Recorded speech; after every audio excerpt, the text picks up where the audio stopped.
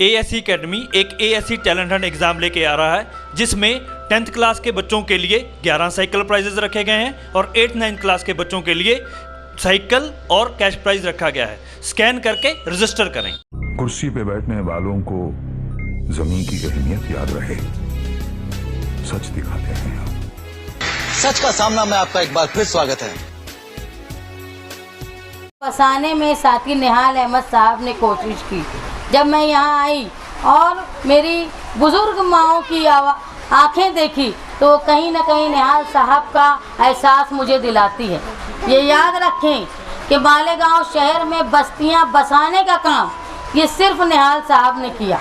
जब निहाल साहब इलेक्शन हारे उसके बाद आपके करीब में आप देख लो जो इलाका है राहुल नगर और आसपास का, वहाँ से लोगों को उखाड़ा गया और 11,000 कॉलोनी में भेजा गया। लेकिन आप ये याद रखो कि सिर्फ निहाली लोग, जो लोग निहाल साहब को मानने वाले हैं, वही ये कोशिश करते हैं कि लोगों को उखाड़ा ना जाए। तुम्हारा इलाका आज ऐसा है कि 2 समाज के लोग यहाँ पे रहते हैं। मैं देख रही हूँ कि गैर मुस्लिम लोग भी यहाँ मौजूद हैं। मैं उनसे भी वादा करती हूँ कि जिस तरह हमको यहाँ कौम के लिए नहीं, हमको शहर के लिए काम करना है। अगर तुम हमारी बस्ती का हिस्सा हो तो तुम्हारी हिफाजत भी हमारी जिम्मेदारी है। आज जो माएँ बहनें यहाँ बैठी हैं वो जानती हैं कि ये इलाका सुलेमान लाला के नाम से बसा। यहाँ मैं देख नहीं पा रही हूँ रशीद टेलर साहब को, वो दिखाएं, शायद वो बीमार है, मुझे कुछ वक्त पहले खबर लगी। लेकिन वो ऐसे जियाले लोग थे जो आपकी बस्ती के लिए मुसलसल कोशिश करते हैं। और निहाल साहब का ये कहना था कि मैं मेरे शहर में बसी हुई बस्ती को उखाड़ के 11,000 कॉलोनी में नहीं जाने दूंगा। अगर वो चाहती है हुकूमत कि लोग अपने घर का मालिक बने तो हमको हमारे घर में पक्के घर बनाने के लिए बिना इंटरेस्ट, बिना सूद के कर्ज हुकूमत दे कि हम हमारे कच्चे घर को पक्का बना ले। लेकिन 11,000 कॉलोनी में जो लोग गए हैं उनसे समझ लो कि उनकी क्या हालत है। आज दवाखाना आधी रात को जाना होता है तो कोई गाड़ी नहीं होती। जुआ, सट्टा और नशे का इतना उस तरफ जाल बिछा हुआ है कि औरत घर के बाहर नहीं निकलती। अभी सर की तकरीर सुनते हुए मुझे ये लगा कि अगर आपके इलाके में भी कोई नशे का अड्डा बन रहा होगा तो अल्लाह के वास्ते उसको हटाने में हमारी मदद करो, वरना तुम्हारी माएँ बहनें, छोटी नौजवान बच्चियाँ अगर वो घर से बाहर निकलेंगी तो वो बाहिफाजत वापस आएगी कि नहीं आएगी, उनकी इज्जत से वापस आएगी कि नहीं आएगी, ये मसला आ जाए। मैं आप लोगों के सामने ये बोलने के लिए खड़ी हूँ कि पिछली टर्म में जो यहाँ से कांग्रेस के लोग चुनकर आए थे, उन्होंने बोला था कि तुमको तुम्हारे घर का मालिक बना देंगे, तुमको दौड़ाते रहे, मीटिंग लेते रहे, लेकिन आज तक कोई काम नहीं किया।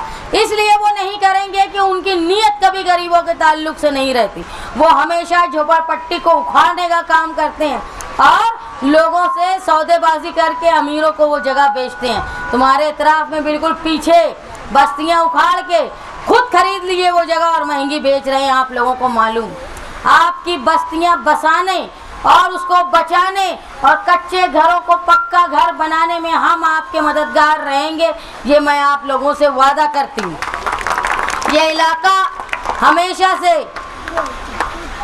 शरीफ लोगों का, मेहनत कशों का रहा है। यहाँ मेरी माएँ बहनें जो आई हैं वो कहीं ना कहीं घर में रोजगार करती हैं। तो मैं इलेक्शन में इस बात का ऐलान करके खड़ी हुई हूँ कि मर्दों के साथ साथ वो औरतें जो अपने घर में काम करती है, देखो तुम लोगों के यहाँ अगर तुम चरखा भरने का काम करते हैं तो मेहनत बहुत ज़्यादा होती है और उजरत बहुत कम मिलती है, पैसे बहुत कम मिलते हैं। लेकिन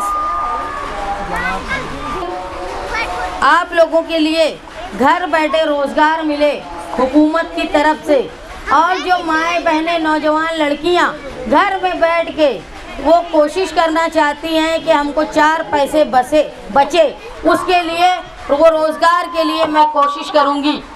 हम हुकूमत की तरफ से ऐसी स्कीमें लाएंगे जिसमें तुम घर में बैठ के जितनी मेहनत करते हो उतना तुमको पैसा मिले, ये कोशिश मैं करूँगी।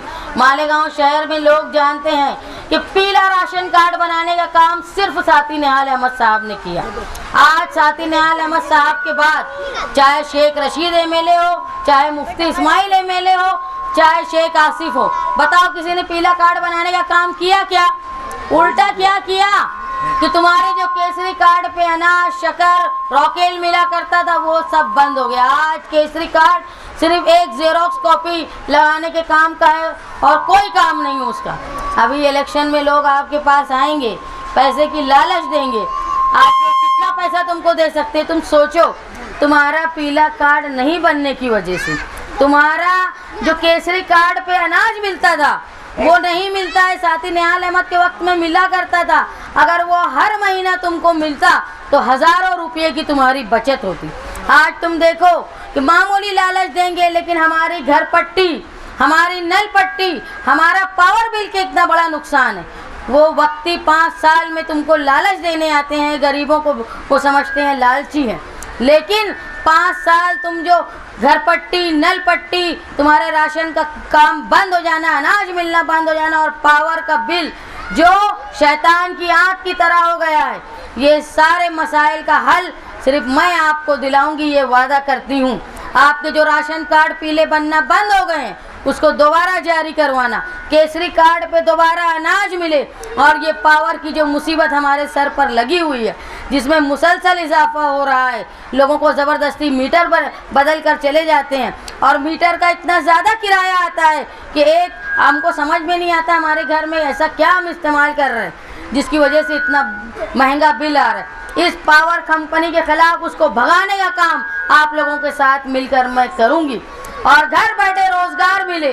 जो मर्द पावर लूम के अलावा भी काम करना चाहते हैं और मालेगांव शहर में ये काम करने का मौका नहीं, उसके लिए नई ऐसे प्रोजेक्ट लाकर अखिलेश यादव साहब से बात करके कि जो लोग इस चीज़ों से हट के नौजवान पढ़े लिखे हैं उनको भी रोजगार मिले।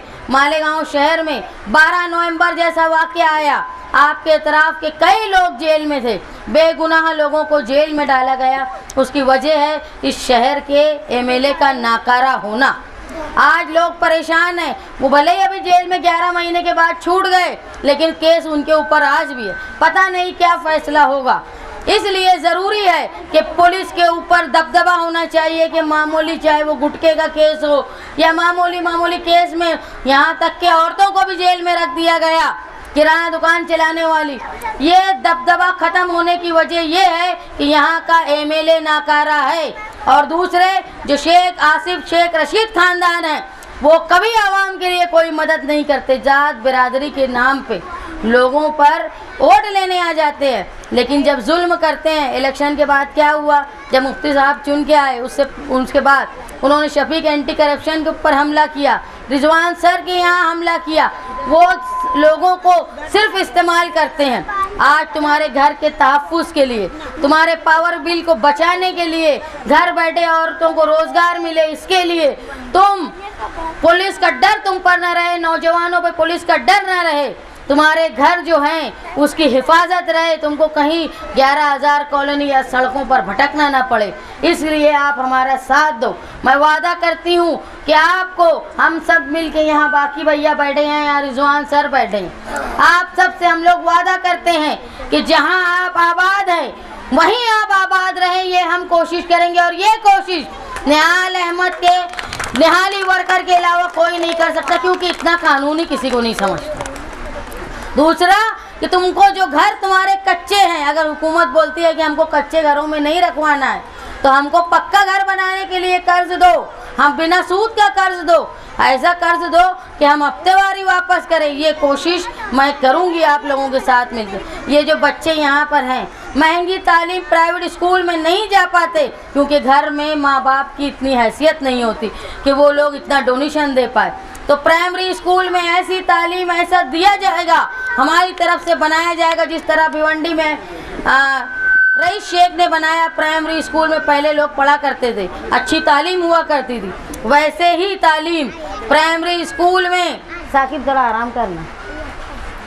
प्राइमरी स्कूल की इतनी अच्छी तालीम हो जाए कि लोग अपने बच्चों को वहाँ पे एडमिशन करवाएं और कम से कम गरीब का बच्चा जो 7वीं तक का निज़ाम है उसको 10वीं तक का कर दिया जाए, ये कोशिश हम करेंगे। देखो आज मैं साथी निहाल अहमद के बगैर, बुलंद इकबाल के बगैर अकेली होकर हिम्मत कर रही हूँ इलेक्शन लड़ने की, एक औरत होके, इस भरोसे पर कि जिस तरह आप लोगों ने साथी निहाल अहमद साहब का साथ दिया उसी तरह उनकी बेटी का साथ देंगे। यहाँ से वोट मांगना मेरा हक है क्योंकि ये बस्ती निहाल अहमद साहब ने बसाई थी और आज उनकी बेटी तुमसे हक मांगने आई है कि तुम्हारी बस्ती को बचाने के लिए, तुम्हारे कच्चे घर को पक्का घर बनाने के लिए, जो पीले कार्ड आज तुमको नहीं मिलते हैं वो फिर से मिले, तुम्हारे केसरी कार्ड पर जो अनाज बंद हो गया है वो फिर से जारी हो, तुम्हारे घरों में तुमको रोजगार मिले, खास तौर पे खवातीन को रोजगार मिले, ये कोशिश करने के लिए, और नौजवान हिफाजत से घर वापस आए,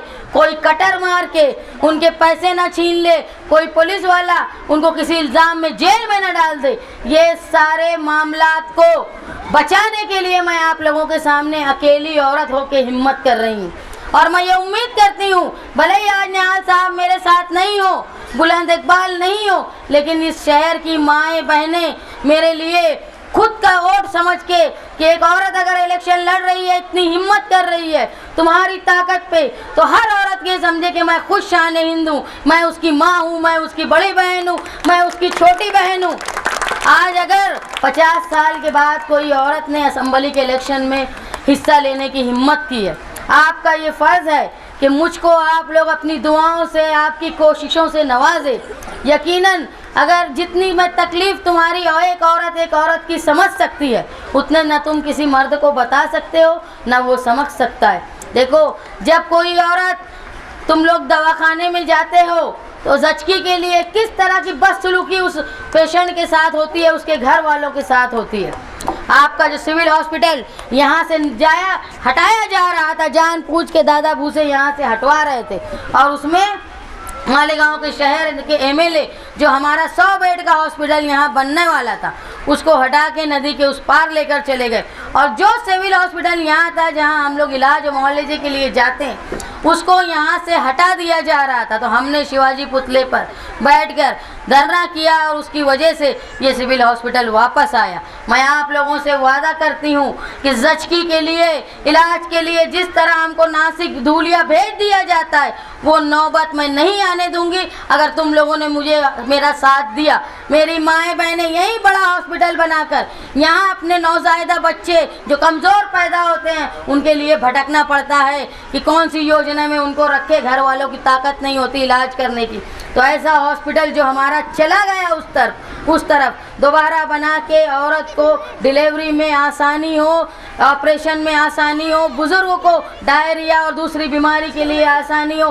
तुम्हारे यहाँ जो लोग जाते हैं धूलिया इलाज करने के लिए, वो जो 4 लोग घर में रहते हैं, अकेली औरत, आदमी और बच्चे, अगर वहाँ धूलिया भेज दिया जाए तो बच्चों को आदमी संभालेगा कि औरत को संभालेगा, ये मुसीबत आ जाती। लेकिन अपने यहाँ अगर ये इंतज़ाम हो जाएगा तो हमारी जो बेकदरी होती है, दूसरे गांव में जाके परेशानी होती है, उसको ख़त्म करने का काम हम मिलकर करेंगे। मालेगांव शहर में बेहतर निज़ाम के लिए मेरा साथ दो। मेरी माएँ बहनें ये समझ के इलेक्शन लड़े कि मैं खुद शान हिंद हूँ। अगर एक औरत अपने भाई के बगैर, अपने वालिद के बगैर इतना हिम्मत कर रही है तो आप मेरा साथ दे। देखो तुमको ये बोला डराया जाता है, वो इतने डरपोक लोग हैं कि उनके घर के किसी ने मालिक यूनुस ईसा पे गोली मार दी, चला दी, तो वो डर के मारे बीजेपी के दलाल अजीत पवार के पाँव में जाके गिर गए। वो बीजेपी के लोग जो हुजूर की शान में गुस्ताखी करने वाले को हार फूल करते हैं, वो बीजेपी के लोग जो बाबरी मस्जिद को शहीद करने वालों की तारीफ करते हैं, वो बीजेपी के लोग जो हुजूर की शान में गुस्ताखी करने वालों की हिफाजत करने की बात करते हैं, वो लोग जो मुसलसल मुसलमानों को एनआरसी के नाम पे परेशान कर रहे हैं, वो आज जो हमारी मस्जिदें, हमारे मदरसे जो वक्फ के बोर्ड के हैं वो भी हथिया लेना चाहते हैं, ये ऐसे लोगों के साथ शेख आसिफ साहब लगे हुए हैं। दूसरा मुफ्ती साहब उस शिंदे की तारीफ करता है जो हुजूर की शान में गुस्ताखी करने वालों के बाजू में बैठता है और ये बोलता है कि कोई ये महाराज का बाल बांका नहीं कर सकता। हमको अपने शहर के लिए और न सिर्फ शहर बल्कि हमारी कौम के लिए ऐसे दलालों को इस शहर से भगाना है। और इनको भगाने की अगर मैं औरत होकर हिम्मत कर रही हूँ तो तुम मेरे साथ हो ना? मेरे साथ जोर से बोलो, मेरे साथ हैं कि नहीं मेरी माए बहनें? मैं ये उम्मीद करती हूँ कि आपका ये जवाब मेरे लिए 23 तारीख को शहर के लिए एक नया इनकलाब लाएगा। मैं वादा करती हूँ जो काम ये मर्दों ने नहीं किया वो आपकी मोहब्बतों और ताकत के साथ एक औरत होकर इनसे बेहतर काम करूँगी, जिस तरह साथी निहाल अहमद साहब ने किया था।